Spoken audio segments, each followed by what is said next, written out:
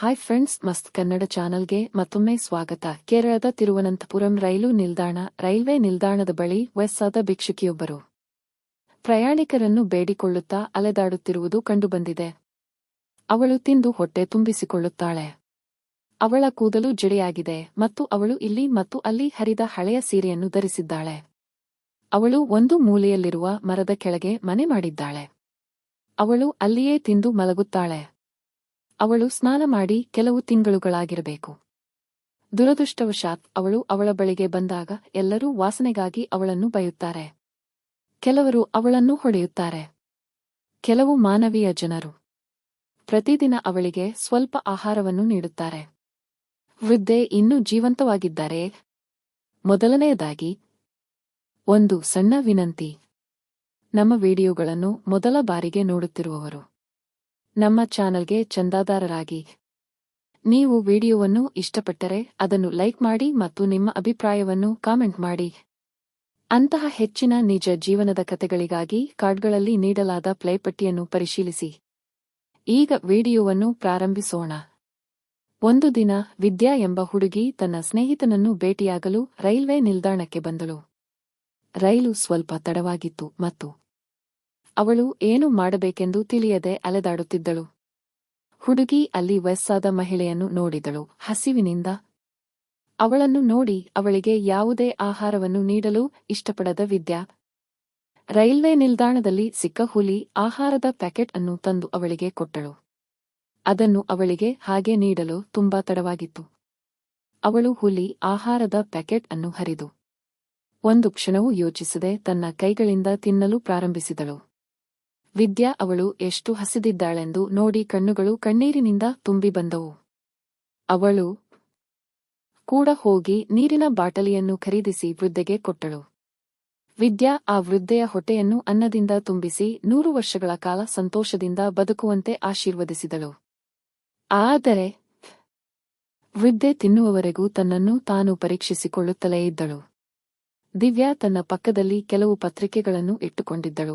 ಹರಿದ ಮತ್ತು ಸುಕ್ಕುಗಟ್ಟಿದ ಪತ್ರಿಕೆಗಳಲ್ಲ, ಆದರೆ ಎಚ್ಚರಿಕೆಯಿಂದ ಮಡಿಸಿದ ಪತ್ರಿಕೆಗಳು. ಪಕ್ಕದಲ್ಲಿದ್ದ ಚೀಲದಲ್ಲಿ ಬಟ್ಟೆಗಳು, ಕೆಲವು ಹಾನಿಗೊಳಗಾದ ಪೆನ್ನುಗಳು ಮತ್ತು ಕೆಲವು ಮಸುಕಾದ ಪುಸ್ತಕಗಳು ಇದ್ದವು. ವಿದ್ಯಾ ಏನು ಮಾಡುತ್ತಿದ್ದಾಳೆಂದು ಅರ್ಥವಾಗಲಿಲ್ಲ. ಈ ವೃದ್ಧೆ ಇದನ್ನೆಲ್ಲ ಏಕೆ ಇಟ್ಟಿದ್ದಾಳೆ ಎಂದು ಅವಳು ಆಶ್ಚರ್ಯಪಟ್ಟಳು. ನೀನು ಯಾರು? ನಿನ್ನ ಹೆಸರೇನು? ವೃದ್ಧೆ ಅವಲ್ಸಾಯೆ ಎಂದಳು. ನಿನಗೆ ಯಾರಾದರೂ ಇದ್ದಾರಾ? ಅವಳು ಕೇಳಿದಳು. ನೀನು ಯಾಕೆ ಹೀಗೆ ಇಲ್ಲಿದ್ದೀಯಾ? ನೀನು ಇಲ್ಲಿ ಯಾಕೆ? ಇಲ್ಲ ಅಮ್ಮ, ಅವಳು ಹೇಳಿದಳು. ಆದರೆ ನನ್ನ ಬಳಿ ಕೆಲಸ ಮಾಡಲು ಹಣವಿಲ್ಲ. ನೀನು ನನ್ನನ್ನು ಬಿಟ್ಟು ಹೋಗಿದ್ದೀಯಾ ಎಂದಳು. ನೀನು ಮೊದಲು ಏನು ಮಾಡುತ್ತಿದ್ದೆ? ನೀನು ಎಲ್ಲಿದ್ದೀಯಾ ತಾಯಿ? ವಿದ್ಯಾ ಕೇಳಿದಳು. ಆದರೆ ಆ ವೃದ್ಧೆ ಒಂದು ಕಾಲದಲ್ಲಿ ಅನೇಕ ಜನರಿಗೆ ಓದು ಬರೆಯುವುದನ್ನು ಕಲಿಸುವ ಶಿಕ್ಷಕಿ ಎಂದು ವಿದ್ಯಾಗೆ ತಿಳಿದಾಗ ಆಕೆ ಆಘಾತಕ್ಕೊಳಗಾದಳು. ವೃದ್ಧೆ ತನ್ನ ಶಾಲಾ ದಿನಗಳಲ್ಲಿ ಮಕ್ಕಳೊಂದಿಗೆ ತಾನು ಇರುವ ಫೋಟೋವನ್ನು ತೋರಿಸಿದಳು. ವಿದ್ಯಾಗೆ ಏನು ಮಾಡಬೇಕೆಂದು ತಿಳಿಯಲಿಲ್ಲ ಮತ್ತು ತಕ್ಷಣ ತನ್ನ ಫೋನ್ ತೆಗೆದು ವೃದ್ಧೆಯ ಫೋಟೋವನ್ನು ತೋರಿಸಿದಳು. ಆಕೆ ತೋರಿಸಿದ ಶಾಲಾ ಫೋಟೋಗಳು ಈ ಮಹಿಳೆಯ ಕುಟುಂಬವನ್ನು ತಲುಪಲು ನಿಮ್ಮಲ್ಲಿ ಯಾರಾದರೂ ಸಹಾಯ ಮಾಡಬಹುದೇ ಎಂದು ವಿದ್ಯಾ ಫೇಸ್ಬುಕ್ನಲ್ಲಿ ಪೋಸ್ಟ್ ಮಾಡಿದ್ದಾರೆ. ವಿದ್ಯಾ ಅದಕ್ಕಿಂತ ಹೆಚ್ಚಿನದನ್ನು ಮಾಡಲಿಲ್ಲ. ಆದರೆ ಅವರು ಪೋಸ್ಟ್ ಮಾಡಿದ ಫೋಟೋಗಳು ಬಹಳಷ್ಟು ಸಹಾಯ ಮಾಡಿದವು. ಅವು ಬಹಳ ಕಡಿಮೆ ಸಮಯದಲ್ಲಿ ಲಕ್ಷಾಂತರ ಜನರನ್ನು ತಲುಪಿದವು. ಆ ಲಕ್ಷಾಂತರ ಜನರಲ್ಲಿ ವೃದ್ಧ ಮಹಿಳೆಯೊಂದಿಗೆ ಅಧ್ಯಯನ ಮಾಡಿದ ವಿದ್ಯಾರ್ಥಿಗಳು ಇದ್ದರು. ಅವರು ಬಂದು ಅವರನ್ನು ಭೇಟಿಯಾಗುವ ಮೊದಲೇ ಸಬ್ ಕಲೆಕ್ಟರ್ ದಿವ್ಯಾ ಎಸ್. ಅಯ್ಯರ್ ಅವರಿಗೆ ಈ ವಿಷಯ ತಿಳಿಯಿತು. ಆದ್ದರಿಂದ ಅವರು ಒಂದು ಕ್ಷಣವೂ ತಡಮಾಡದೆ ವೃದ್ಧ ಮಹಿಳೆಯ ಬಳಿಗೆ ಹೋಗಿ ಅವರನ್ನು ಭೇಟಿಯಾದರು. ಅವರ ಸ್ಥಿತಿಯನ್ನು ನೋಡಿ ಜಿಲ್ಲಾಧಿಕಾರಿ ದಿವ್ಯಾ ಮಾನಸಿಕವಾಗಿ ನೊಂದಿದ್ದರು. ಅವರು ಯಾವ ರೀತಿಯ ಸಮಾಜದಲ್ಲಿ ವಾಸಿಸುತ್ತಿದ್ದಾರೆಂದು ತಿಳಿದು ನಾಚಿಕೆಪಟ್ಟರು.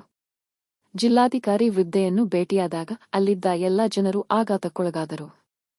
ಆ ವೃದ್ಧೆ ಶಿಕ್ಷಕಿ ಎಂದು ಅವರಿಗೆ ಇನ್ನೂ ತಿಳಿದಿರಲಿಲ್ಲ. ಜಿಲ್ಲಾಧಿಕಾರಿ ವೃದ್ಧೆಯನ್ನು ಕರೆದುಕೊಂಡು ಹೋದಾಗ ಅವರನ್ನು ಇಷ್ಟು ದಿನ ನಿಂದಿಸಲಾಗಿದೆ ಎಂದು ತಿಳಿದು ಅವರು ನಾಚಿಕೆಪಟ್ಟರು. ಅವರು ಮಾತ್ರ ನೋಯುತ್ತಿದ್ದರು. ಆದರೆ ಜಿಲ್ಲಾಧಿಕಾರಿ, ನೀವು ವೃದ್ಧೆಯನ್ನು ನಿಮ್ಮ ಮನೆಯಲ್ಲಿಯೇ ಇರಲು ಬಿಡುತ್ತೀರಾ ಎಂದು ಹೇಳಿದರು.